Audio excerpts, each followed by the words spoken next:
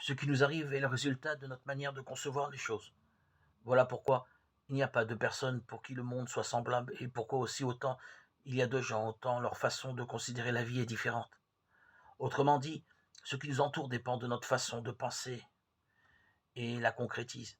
Il s'ensuit que si notre pensée est erronée, les circonstances de notre vie seront mauvaises, elles aussi.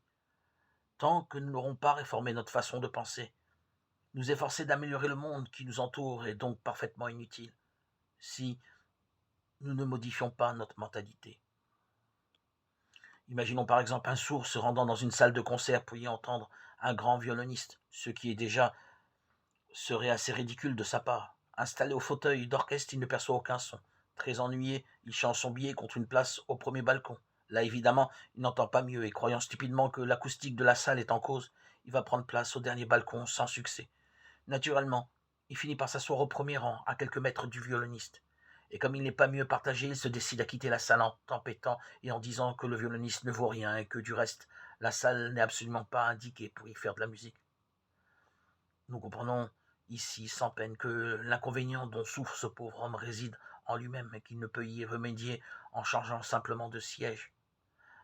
La seule chose qu'il doit faire, c'est triompher de sa surdité, d'une manière ou d'une autre, ce qui lui permettra ensuite de jouir de la musique. Mais c'est lui qui doit changer d'abord. Cet apologue s'applique littéralement à tous les problèmes de la vie. L'inharmonie nous frappe parce que nous souffrons d'une déficience spirituelle. À mesure que se développe notre compréhension spirituelle, la vraie nature de l'être s'épanouit.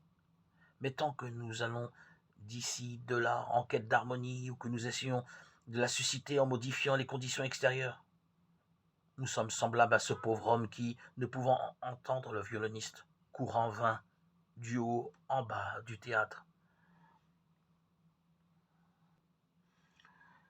Notre vie intérieure et l'harmonie que nous y mettons dans cette vie avec l'Esprit Saint nous font avancer et créent en nous le terreau pour, à l'extérieur, être à l'écoute, sans juger et condamner notre environnement.